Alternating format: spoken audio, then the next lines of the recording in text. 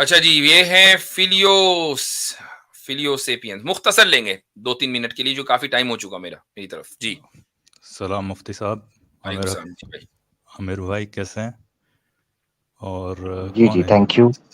ہاں، ایکنالج اسلام بھائی، سائی مسلم بھائی، سبھی کو سلام.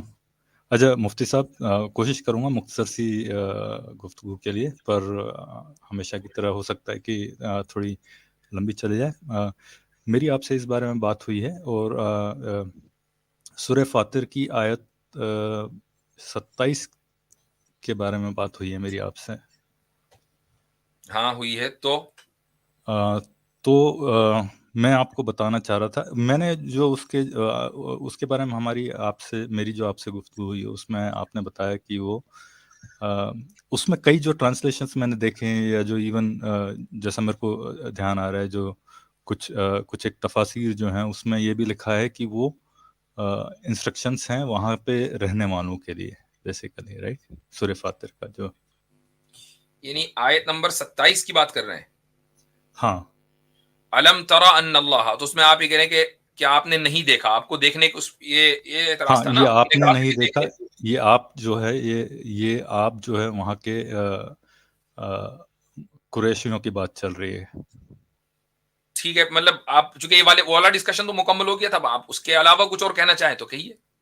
ہاں نہیں، میں آپ نے ایک اسکرین شیئر کرتا ہوں، اگر آپ دکھانا چاہیں تو. یہ آپ نے دیکھیں، یہ ماؤنٹین، یہ جو جیسے کوہ نمک کہتے ہیں، ایک یہ بات سنیے، چشک وہ کے ماؤنٹینز ہیں، مجھے اور آپ کو، ہمیں اس سے کوئی اختلاف نہیں ہے، ہیں لال پیلے نیلے کالے پیلے ہر طرح کے ماؤنٹینز ہیں. اس آیت میں مسئلہ کیا ہے وہ بتائیے. نہیں، میں یہ جاننا چاہ رہا تھا، میں کیا شیئر کر سکتا ہوں اسکرین اگر آپ کی اجازت مطلب ہو؟ ماؤنٹینز ہی کا تو دکھائیں گے نا فوٹو.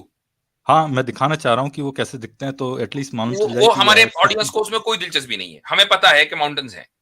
اب آگے بولیں. اوکے، ہاں ٹھیک ہے. چلیے، تو میں یہ جاننا چاہ رہا ہوں کہ میرے نزدیک وہ آیت جو ہے، جو کوفہ کے آس پاس لکھی گئی ہیں، یا وہ کوفہ کے آس پاس یہ باتیں چل رہی ہوں گی، کیونکہ یہ جو جشک ماؤنٹینز جو ہیں، ٹھیک ہے، یہ کوفہ سے قریب 300 کلومیٹر کے آس پاس دور ہیں، ٹھیک ہے.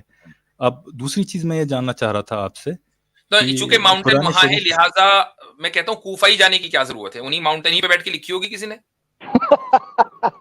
نہیں، گڈ کوفہ کے ون. آس پاس تین سو کلومیٹر کا 300 کلومیٹر کا بھی کنسیشن کیوں دیا؟ ہاں یعنی نہیں، ان ہو کی سکتا ہے ہاتھ تو گئی ہے جس نے ویسے. لکھی ہو وہ ماؤنٹین پہ بیٹھ کے لکھی ہو پھر، لیکن کوفہ پہ آ کے اس نے نہیں، میں کمپائل کہتا ہوں کر دیا، کوفہ یہ بھی کے ذکر کرنے پاسبلٹی کی ہے. ضرورت ہی کیا ہے نا، یہ کہ بھائی اس نہیں، ماؤنٹین پہ کھڑے کوفہ ہو کے پہ اس لکھیے. لیے کیونکہ ہاں عباسیوں کا وہاں پہ بس گڑھ تھا. یہ بھائی ہیں ان کے جی، یہ ادھر ایلچی تھے، یہ ادھر کیا کرتے تھے پوسٹ مین کا کام عباسیوں میں. اچھا اگر ایسا ہوتا تو اب جیسے ہمالیہ کے جو ہے سفید ماؤنٹین ہیں، یا اور بھی کچھ اور نئی چیزیں ہیں جو قرآن میں شاید نہ ہوں، جو مختلف مناظر قدرت ہیں، تو ہم اس کا اضافہ کر دیتے. عباسی نے کیا، ہم بھی کر دیتے. مغلیہ دور میں ہو جاتا عثمانی کچھ ایک آیت، بھائی ہم کیوں پیچھے رہیں، ہم بھی 2-4 آیتیں ڈال دیں قرآن میں. یہ سارا کریڈٹ عباسیوں کو کہیں کو دے رہے ہیں آپ؟ نہیں، پر یہ اس کے لیے یہ جاننا ضروری ہے کہ کیا مکمل قرآن کا کوئی بھی نسخہ جو ہے وہ 7th سینچری کے 8th سینچری کے پہلے ملتا ہے یا نہیں. ہم تو قرآن کے نسخے کے اوپر اعتبار کرتے ہی نہیں نا. اعتبار کرتے ہیں، اعتماد نہیں کرتے ہیں. یعنی اس پر ریلائی نہیں کرتے کہ قرآن کے محفوظ ہونے کے لیے اس کا مکمل نسخہ ہمارے پاس آج ہونا ضروری ہے، اس پر اعتماد نہیں ہے، کیونکہ وہ ہمارے لیے سیکنڈری سورس ہے. پرائمری سورس تو ہمارا تواتر طبقہ ہے، اسی پر بات ہوئی ابھی اسکیپٹک ایگنوسٹک سے. پر وہ تو ہائیلی پرون ٹو ایرر ہے ایکچولی. کر دیجئے ثابت. یعنی یہ کیسے ہوا کہ ہائیلی پرون ٹو ایرر؟ یعنی تواتر طبقہ جو ہے وہ ہائیلی پرون ٹو ایرر ہے. ہاں بالکل. کیسے بھائی؟ کیونکہ اس میں آپ کو یہ نہیں معلوم چلے گا، ہو سکتا ہے کہ وہ تواتر ہی آ رہا ہو، پر آپ کو یہ کیسے معلوم چلے گا کہ وہ اٹ ڈیٹس بیک ٹو 632 یا پھر اس میں اختلاف ہو جاتا. وہ اختلاف نہیں ہے، اسی کو ہم نہیں، کیسے ہو کنسسٹنسی جاتا بولتے ہیں. کیوں نہ وہ تو ہوتا؟ ہو سکتا ہے ایک یعنی شخص سے آیا ہو. اگر یہ ہوتا نا کہ بھائی کچھ صحابہ نے، مثلا کچھ صحابہ مصر چلے گئے، کچھ کوفہ آپ کا جو لولی شہر ہے وہاں چلے گئے، کچھ جو ہے وہاں چلے گئے شام میں. ہر ایک صحابی نے اپنے اعتبار سے آیت ایک بتا دی، جو بھی اس نے سنی نہیں سنی، اور اس کے بعد وہاں کے لوگوں نے اس کو نقل کر لیا اور آگے پہنچا دیا. تو پھر تو آج الگ الگ ورژن ہونے تھے نا. نہیں، یہ بھی تو ہو سکتا ہے نا کہ یہ جب کمپائل ہوئی اور تب کوفہ میں ہی کمپائل ہوئی اور کوفہ سے ہی تو ڈسٹریبیوٹ میں ہوئی. کہتا ہوں کوفیوں نے اگر کمپائل کیا تو شامیوں نے کیوں قبول کیا؟ شام اور کوفہ کے اندر تو بڑی ٹسن چلتی تھی. نہیں وہ تو سارے ایک کے انڈر تھے نا, وہ تو کس نے, اچھا ایک منٹ, آپ کو کیا لگتا ہے کہ عباسی خلافت کے بعد بنو امیہ ختم ہو گئے تھے؟ بنو امیہ اندلس چلے گئے تھے, اندلس چلے گئے تھے, تو اندلسین نے کیوں قبول کیا یہ کہہ کر کے؟ یہ ہو سکتا تھا نا کہ یہ تو عباسیوں کا ہے, ہم کیوں مانے؟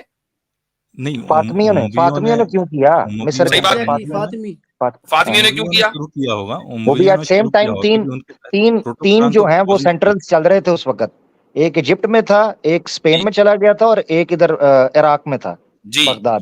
اور میں یہ بھی بتا دوں کہ اگرچہ عباسی جو ہیں وہ کوفہ سے گورن کر رہے تھے, لیکن اکیڈیمکلی عراق اور شام ان دونوں کے درمیان زبردست اختلاف تھا. اس کی ایک مثال یہ ہے کہ امام اوزاعی کے سامنے امام محمد جو امام ابو حنیفہ کے شاگرد ہیں, انہوں نے جو ہے ایک کوئی کتاب لکھی, تو انہوں نے کہا کہ بھئی یہ کوفیوں کو کیا آتا ہے اس موضوع کے اوپر, فقہ کے اوپر بات کرنے کا کیا حق ہے؟ اس کے بعد انہوں نے ایک دوسری کتاب لکھی, تو امام اوزاعی نے اس کو تسلیم کیا. امام اوزاعی شام میں تھے اور محمد ابن الحسن کوفہ میں تھے, تو آپس میں ان میں کمپٹیشن چلتا تھا. کبھی بھی یہ ممکن نہیں تھا کہ کوفی کوئی چیز گڑھ لے اور ساری دنیا مان لے.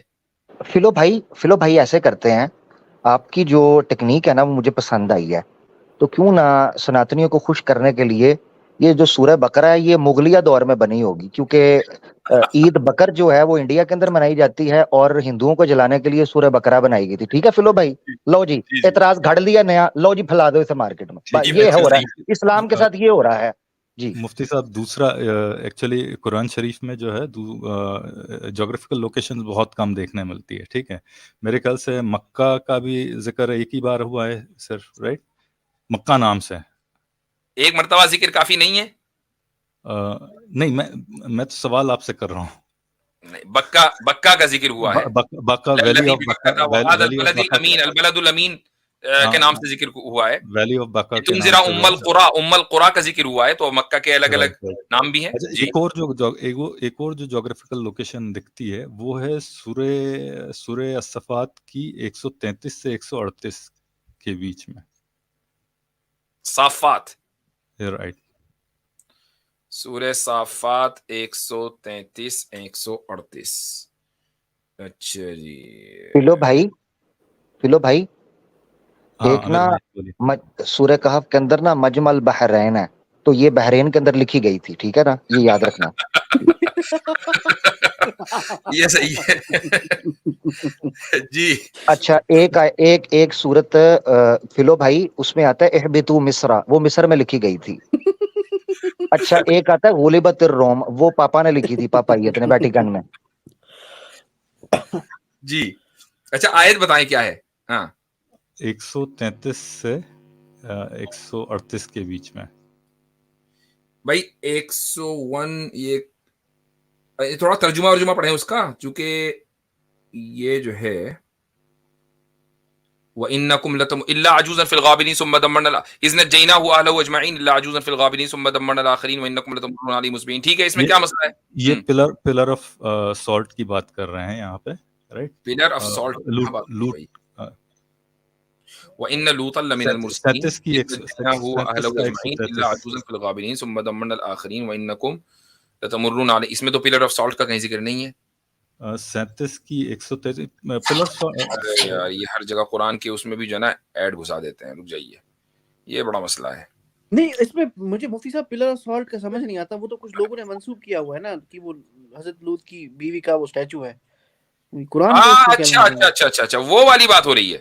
137 ہاں 137 138 میں یہ لکھا ہے نا کہ you pass by it day and night. اے مکہ والو, تم ان کی بستیوں پر سے گزرتے ہو کبھی صبح ہو. وَإِنَّكُمْ لَتَمُرُّونَ عَلَيْهِمْ مُصْبِحِينَ. تو اس میں پلر آف سالٹ کہاں سے آ گئے؟ اب میں ایک آپ کو جوک سناتا ہوں. پلر آف سالٹ پہ یاد آیا, 3-4 سال پہلے میرا جارڈن جانا ہوا بھائی. تو میں نے میرے ساتھ ایک صاحب اور تھے, تو ہم دونوں باہر نکلے ایئرپورٹ سے. ہمارے پاس صرف 10-12 گھنٹے تھے جارڈن میں, تو ہم نے کہا چلو یہاں کے تاریخی مقامات دیکھ لیتے ہیں. تو ایک ٹیکسی والے سے بات کی, ہم نے کہا کہ بھائی وہ جو حضرت لوط کا جو علاقہ ہے ہمیں وہاں بھی جانا ہے جہاں ان کی قوم پہ عذاب آیا تھا. کہ ہاں ٹھیک ہے. اچھا اب اس کے بعد وہ ہمیں لے کے چلا, تو جو ڈیڈ سی ہے وہاں تک تو اس نے پہنچا دیا. اب اس کے بعد کہنے لگا, میں نے کہا اچھا حضرت لوط علیہ السلام کا یہاں کہیں کوئی نشان؟ کہ لیں ہاں ان کی قبر ہے. میں نے کہا اچھا وہ تو یہاں سے چلے گئے تھے. میں نے اس سے کہا, میں نے کہا یہاں سے چلے گئے تھے؟ کہ نہیں قبر یہی ہے ان کی. میں نے کہا اچھا کہاں ہے؟ اس نے ایک بہت بڑا پتھر جو ہے نا اوپر رکھا ہوا تھا, کہ لیں وہ رہی. अच्छा, उसके बराबर में एक पत्थर की शक्ल की एक वो लंबा सा पत्थर था, कहने लगे ये उनकी बीवी है। तो मैंने